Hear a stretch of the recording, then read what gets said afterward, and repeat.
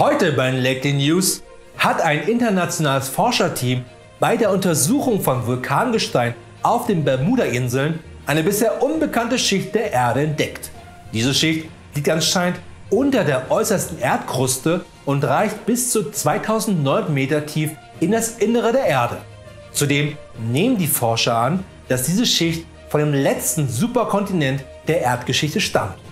Unklar ist nur, woraus diese Schicht der Erde besteht. Oh bitte, lass es eine Schicht von Milchcreme sein. Noch mehr gleich bei den News.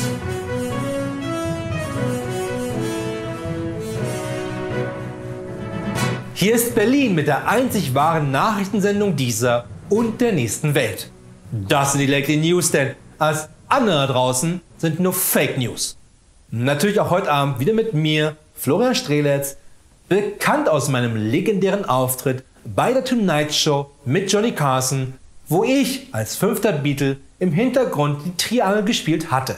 Leider trennten sich die Beatles und ich danach, damit ich dann der 5. Rolling Stones werden konnte. Aber mein Drogenkonsum war selbst Keith Richards zu heftig. Außerdem, falls du glaubst, genauso cool zu sein wie ich, dann hau mit der Faust auf den Abo-Button und die Glocke, denn nur so haben wir die Chance, die konkurrierenden Tagesthemen auch quotentechnisch weiter abzuhängen.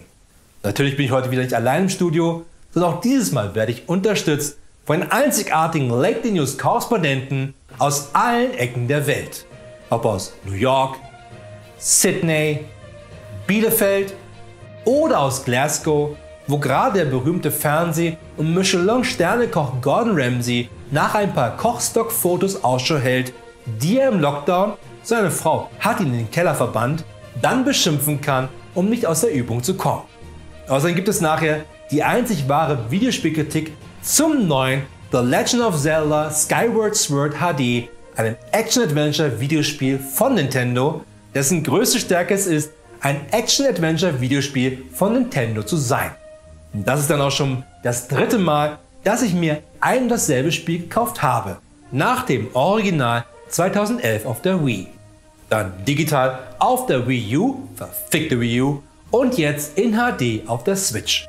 Und ich freue mich schon auf das Full HD Remaster auf der Switch Pro und später dann die 4K-Version auf dem iPad, weil Nintendo von Apple aufgekauft wurde. Aber auch nur, weil einzig Apple ein Monopol darauf besitzen darf, um seinen Kunden immer wieder ein und dasselbe noch einmal zu verkaufen. Zumindest hat sich Nintendo nicht lumpen lassen für dieses günstige 60-Euro-Spiel, jetzt nicht storytechnisch oder gar mit High-End-Grafiken, sondern die Joy-Cons sind effektiver und präziser, als es einst die Wii Remote war. Und alleine das wäre mir schon mindestens, wenn nicht sogar, aber ganz bestimmt nicht 60 Euro wert. Na, mal schauen, ob es an seinen direkten Konkurrenten My Ponyhof Skyward Sword 8K rankommt.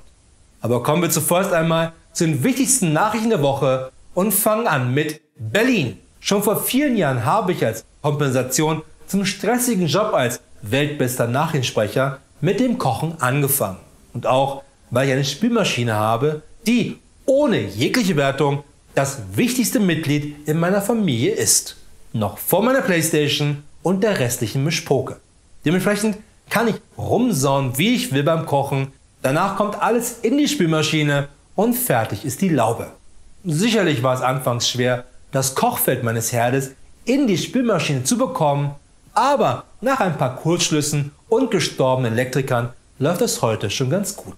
Was ich jedoch niemals auf meinem Herd nachkochen würde, wären die Rezepte aus dem neuen Kochbuch der beliebten Tomb Raider Videospielreihe. Ich halte es nämlich für vollkommen falsch, gerade in Zeiten von #MeToo und #MeToomb, dass Lara Croft hinter den Herd gehört, sondern eindeutig hinter die Schulbank an der örtlichen Volkshochschule beim Nathan Drake Nachhilfekurs für einen ordentlichen Tomb Raider Reboot. Nächste Woche mit Gastdozent Hideo Kojima. Derweil in Redmond. Während der Rest der Welt schon seit Jahren moderne Kühlschränke nutzte, war das in Spandau lange Zeit nicht so. Denn dort musste man sich seit den Frühzeiten des Internets, also ab 1990, das Eis von den Gletschern in Klado schlagen, um mit diesen die wichtigsten Dinge des damaligen Lebens zu kühlen. Das waren das berühmte Spandauer Florida-Eis und die Server, um mit beiden erfolgreich weiterhin Bitcoins anzubauen. Also zumindest hat mir das meine Tante Erna so immer erklärt. Und was meine Tante Erna sagt, sollte immer 1:1 entweder ins Grundgesetz geschrieben werden oder bei Wikipedia. Was in Spandau wiederum ein dasselbe ist.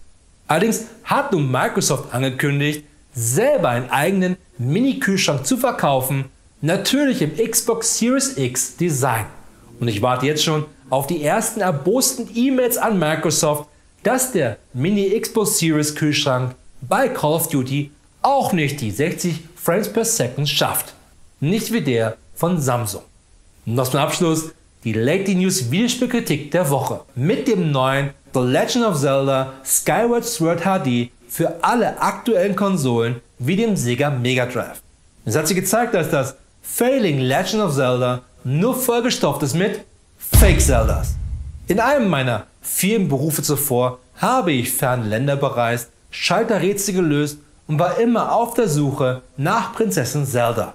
Allerdings waren diese Abenteuer von mir bekanntlich nicht die Inspiration von sämtlichen Indiana Jones Filmen, die gut waren, also der dritte und der erste Teil, sondern auch für Nintendos Shigeru Miyamoto, der aus meinen Abenteuern eine der langlebigsten Videospielserien erschuf, seit dem ersten Mortal Kombat auf 16 Steintafeln der Neandertaler.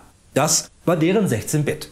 Und so stellt sich mir am Ende nach über 15.000 $, die ich einer Stripperin namens Zelda gegeben habe, nur die Frage, warum fühle ich mich jetzt wie über den Tisch gezogen? Also nicht von einer Stripperin, sondern von einem scheiß HD Remaster in Zeiten von 8K.